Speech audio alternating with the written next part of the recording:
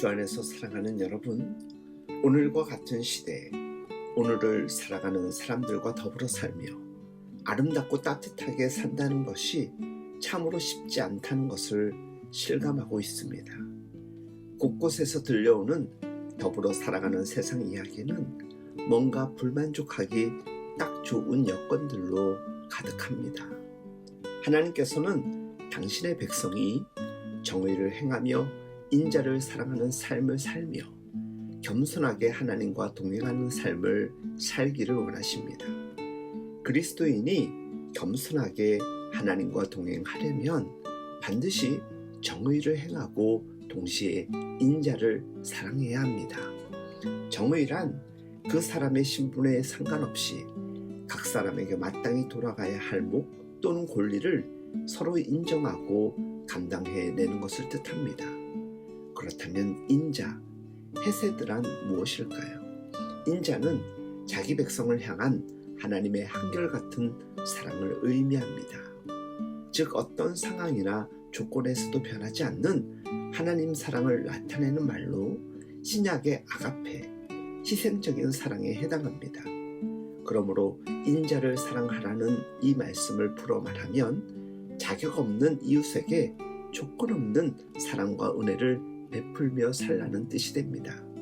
은혜란 받을 자격이 없는 자에게 베풀어지는 선물이요 사랑입니다.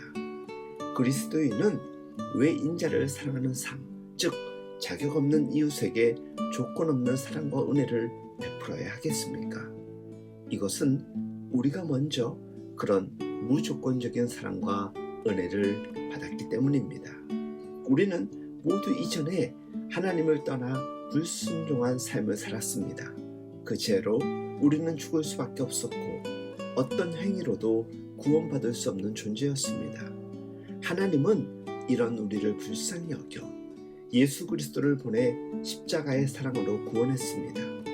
자격 없는 우리에게 하나님이 일방적인 헤세드와 구원의 은혜를 베풀어 주신 것입니다. 하나님의 헤세드를 받은 우리가 이제 받은 그 사랑과 은혜를 다른 이에게 조건 없이 전하는 것은 당연한 것입니다. 진정 하나님의 은혜와 사랑에 감사하고 감격한 그리스도인이라면 주변에 가난하고 연약한 이에게 자기가 받은 헤세드를 나눌 수 있어야 합니다.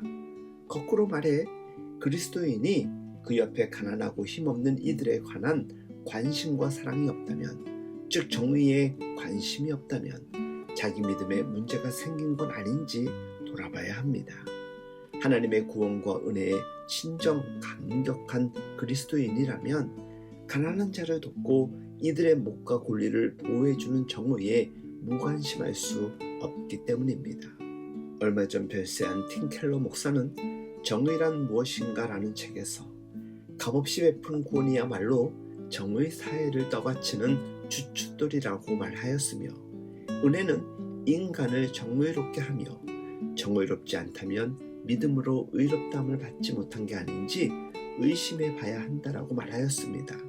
하나님의 헤세드를 자격 없이 받은 것을 진심으로 깨닫고 감사하는 사람이라면 가난하고 소외된 이웃을 깔보며 이들의 아픔을 외면할 수 없습니다.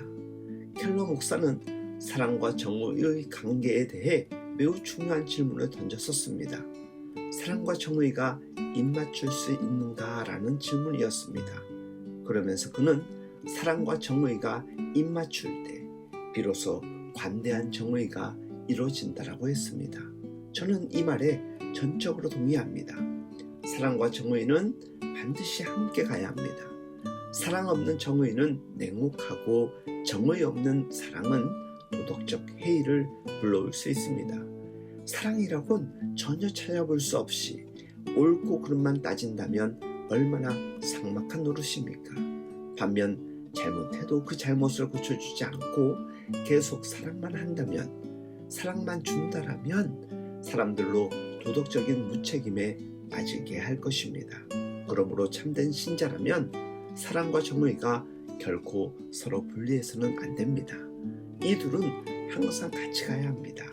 이 둘이 같이 갈 때 관대한 정의가 이루어지는 것이지요. 주 안에서 사랑하는 여러분, 결코 쉽지 않지만 결코 어렵지도 않은 사랑과 정의의 균형을 이뤄가며 살아가는 우리 모두가 될 수 있길 예수님의 이름으로 축복하며 응원합니다.